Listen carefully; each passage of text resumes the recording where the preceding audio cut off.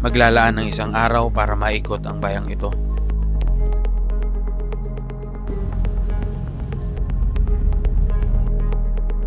Ito yung itsura ng Taan Lake, ang malapitan. Ayan. Patay na tilapia.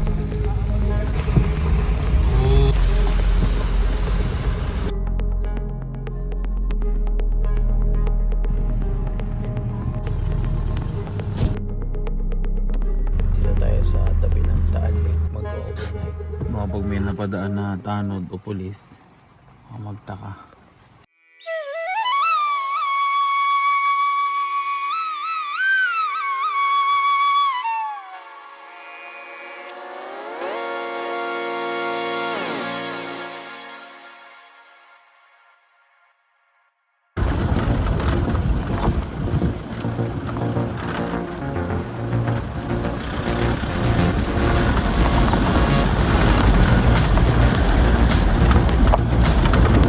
Sampung araw natin iikutin ng probinsya ng Batangas. Sa series na ito ay mapupuntahan natin halos lahat ng campsite at tourist attraction dito sa Batangas. Iba't ibang bayan kada araw at iba't ibang matutuklasan. Itong paglalakbay na ito ay hindi normal na travel adventure tulad ng iba. Maghahanap tayo ng camping site at makita ng personal ang mga bayan na hindi pa natin napupuntahan. Iikutin natin itong probinsya ng Batangas sa ibang pamamaraan.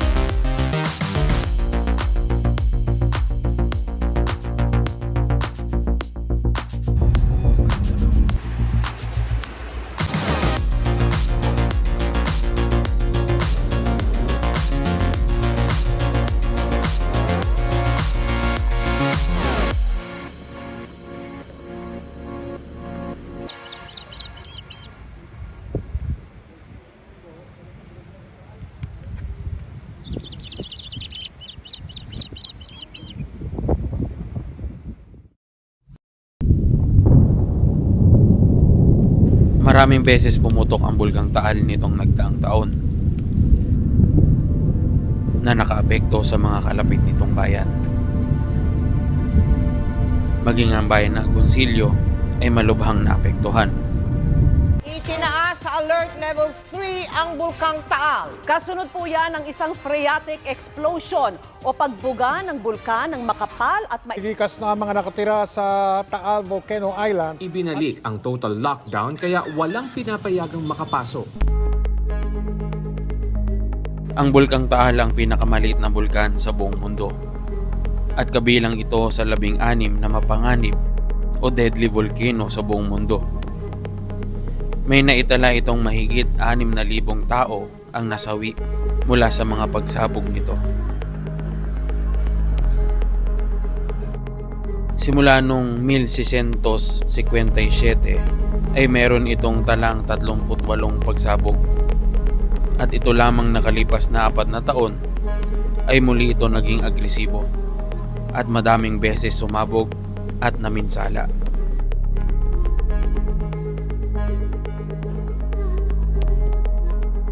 Isa nga itong bayan ng Agoncillo sa matinding na apektuhan. Kaya bibisitahin ko ang lugar na ito para makita ang pagbabago at ang mga pamumuhay nila ngayon dito.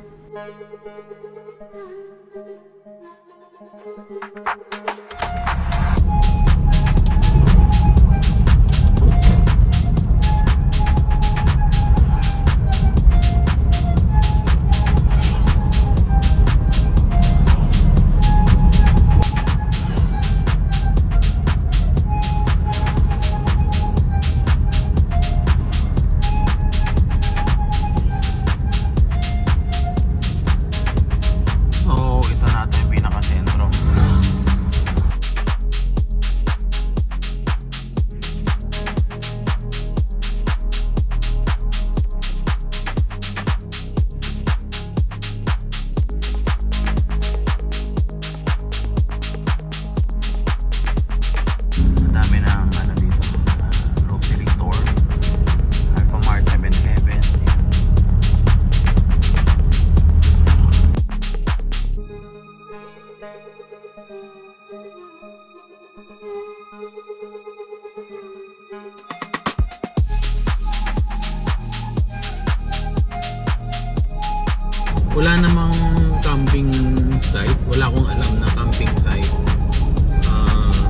pumunta dito sa Agoncillo dahil sa gusto kong isama to sa pag-iikot ko dito sa Batangas dahil nga itong mga nagdaang taon ilang beses pumutok yung Bulkang Taal, tapos naapektuhan tong bayan na to.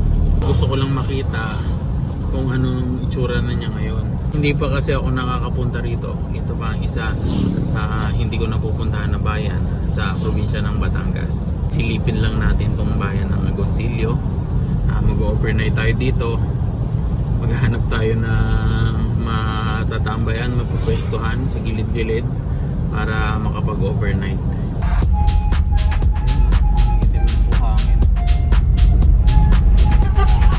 Parang nasa tabing dagat o baka bumahari ito.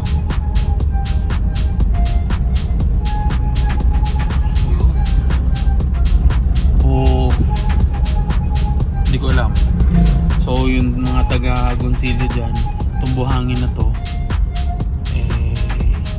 ito ay ano pa ba, nung panahon pa nung pagputok ng bulkan. Ito rin isa kong pansin, parang walang kanal.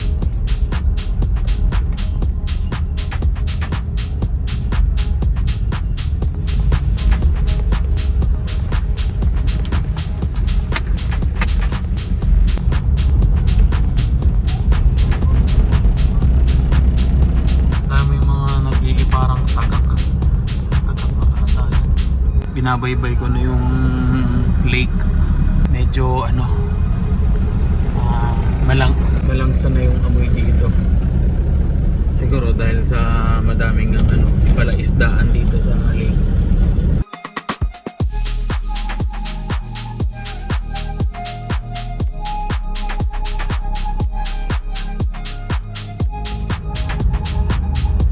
Nayunintaan.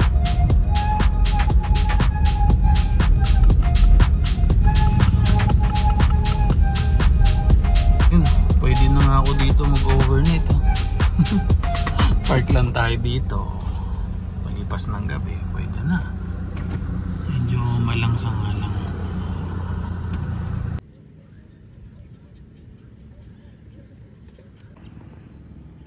Ito yung itsura ng Taal Lake. Ang malapitan. Ayan. So malabo, malumot, at madaming mga fish cage. Ewan ko kung yun ang tawag dyan. At kung isda ba talaga ang laman yan, so di natin alam. May mga patay na tilapia ata eh.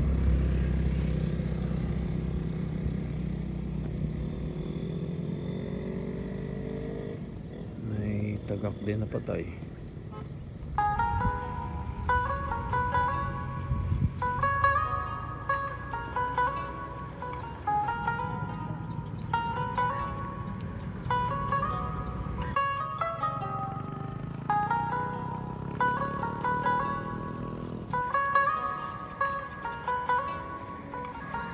Madami ding humihinto sa lugar na ito para kumuha ng litrato. Dahil iba din nga ang anggulo o view na makukuha mo.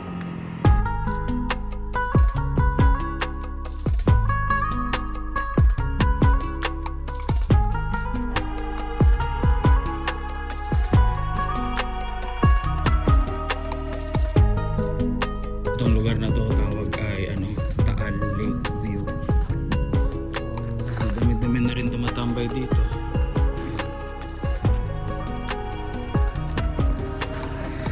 Ganda ng view eh. Susubukan ko pang maghanap doon sa unahan. Baka may magandang mapwestuhan. Putek.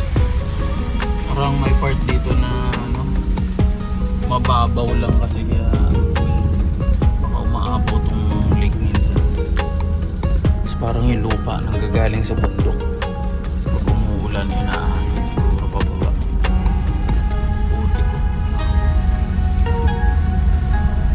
Pero simentado naman siya, natabunan na lang ng putik. Baka na itong nagdaan na na bagyo.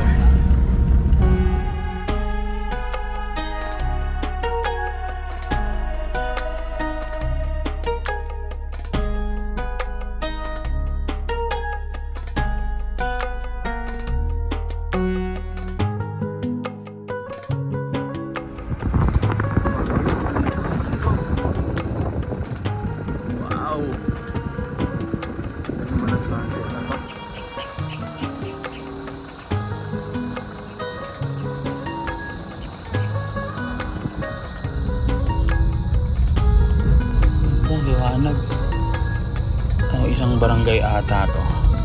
Malapit dito sa Taal. Iba na itsura dito banda pag andito ka banda sa may ano, malapit sa Taal. Yun nga, maputik. Tapos itim yung putik. Pero doon kanina sa bayan, maayos naman. Malinis. Uy, ano doon lang kaya ako naligo?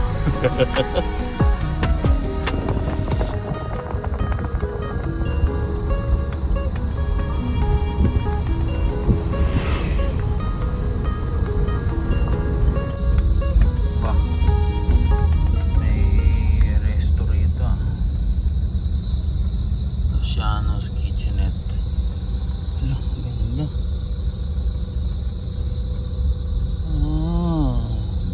Pwede rin ito. Tapos tayo, alam natin, Luciano Kitchenette. Tingnan natin mga pagkain. Oh, lots. Bawal daw magpark dito overnight. Baka meron daw mga ano, yung mga biyahero, siguro mga truck nagre-request na mag-park dito. Hindi pinapayagan na may-ari. Sa bagay, ano, resto siya. Mukhang resto yung vibes, kaya masisira yung ano, yung lugar. Baka dumami puro parking. Kaso naka-order na ako. Wala, ganun talaga. Order ako para makapag-park. Kaso bawal naman pala mag-park. Wala, kain na lang tayo. So wala na tayong luto-luto ngayon. Diretso na tayo kain ng sisig. So sa kabuuan na binaybay ko yung Agoncillo, itong Luciano's Kitchenette ang medyo okay at malaki yung area na parang resto yung dating. Malapit na yung boundary nito sa kasunod na bayan na. Tapos ito yung kanilang menu, okay lang. Tama naman yung presyo, hindi sobra-sobra. May mga pork silog nila 120, 130, ganyan. Mukhang sa tayo ngayon sa Taal Lake, di tayo matutulog Wala tayo banda. Oy, bites na. Sisig.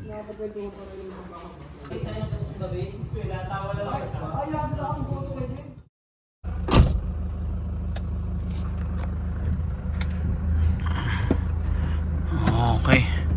Sayang, hindi pwede rito. Okay pa naman sana dito para pag bukas umaga ma-drone shot ko agad yung Taal. Mga bata hanap ng gagamba to. Gagamba. Ako. Ayun, nakabalik na ako ulit dito sa may Taal Lake View. Wala na palang nakatambay dito. Dilim kasi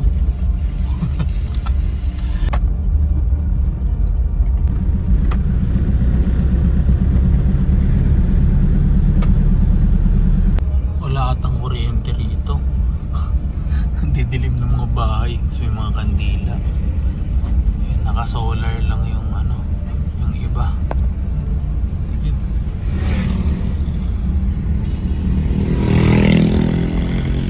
Ayun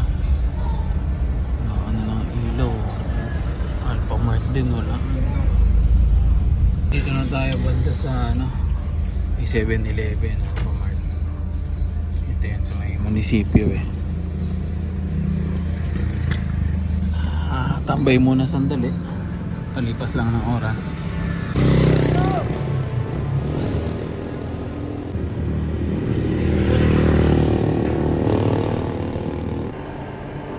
Nagpalipas muna ako ng oras dito sa sentro bago bumalik sa tabi ng lawa. May mga rumuronda kasi na pulis para makaiwas na masita.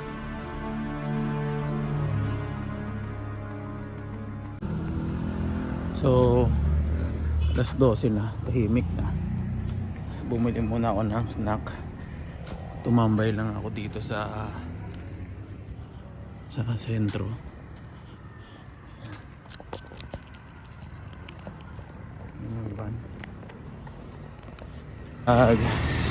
Internet muna ako dito.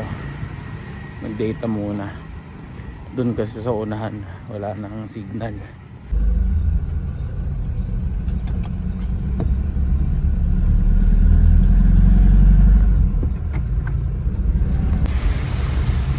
Umulan na. Malakas ang ulan. Which is okay din para malamig. Sarap yung tulog natin. So sana okay yung pwesto ko. May yung pwesto ko. Malakas nga yung anod pagka umulan. Ayan o. Ang galing bundok. Tumataas na yung tubig. Ito na ulit ako. At baka dito tayo magpalibos ng gabi. Kasi sobrang dilim ng lugar. Kaya nagdadalawang isip ako. Bahala na. Try na lang natin. Try lang naman eh.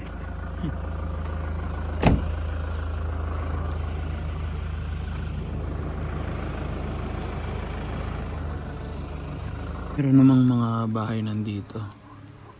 Mukhang safe naman. Pero kung nga lang nakapwesto dito. Kaya baka pag may napadaan na tanod o pulis, silipin tayo. Magtaka. So, stealth camping tayo. Iwasan ko na mag-ilaw sa loob para wala nakakaalam na may tao dito sa loob ng van. Dito tayo sa tabi ng Taal Lake mag-overnight. Isang gabi lang naman. Ngayon lang to.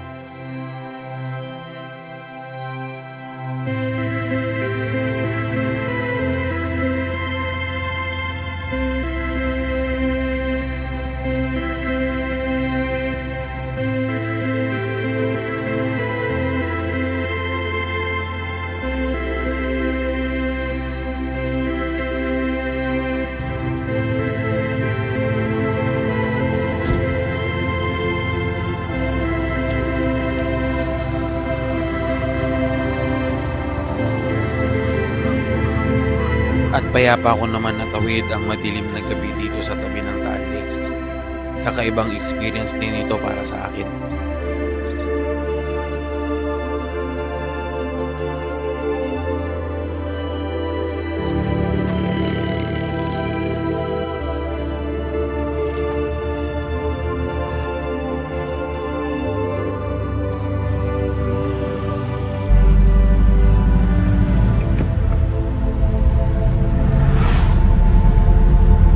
Good morning.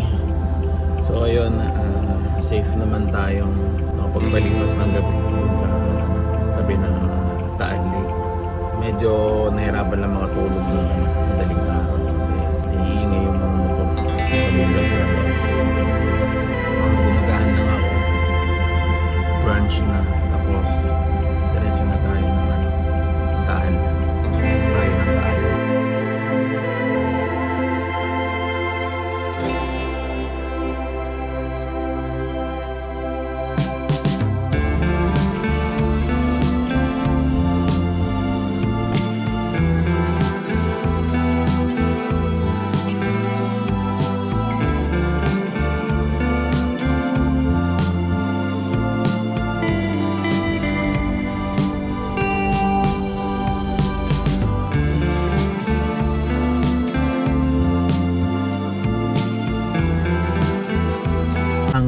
Bulkan Taal ay ay hindi nasasakupan ng bayan ng Taal.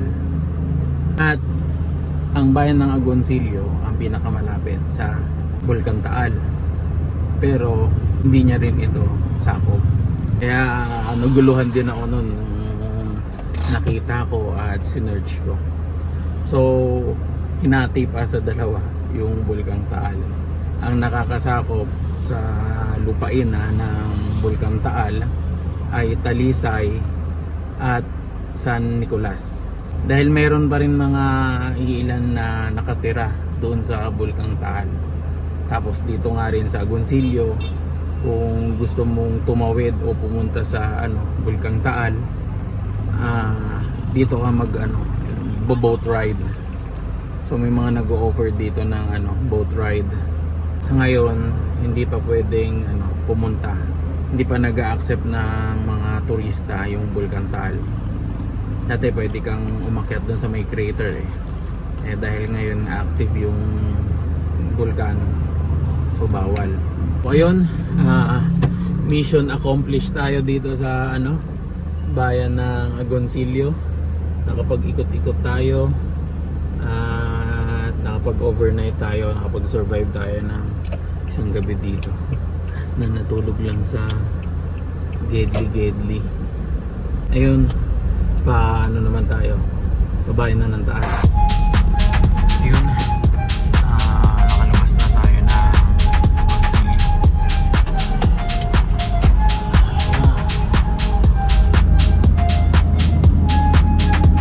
Daan tayo dito sa town proper ng Lemery.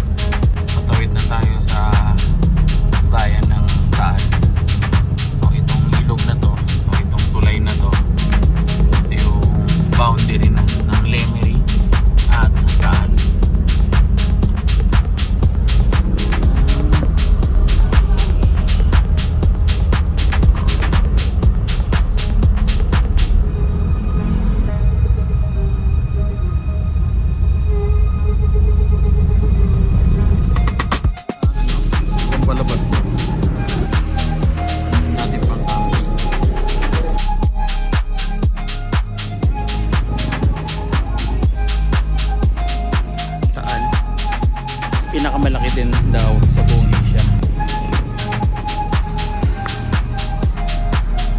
Bus?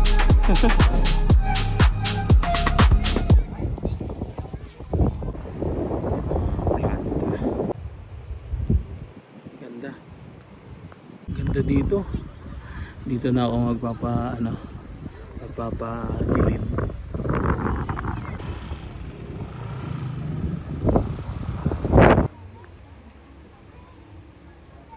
Keep hustling.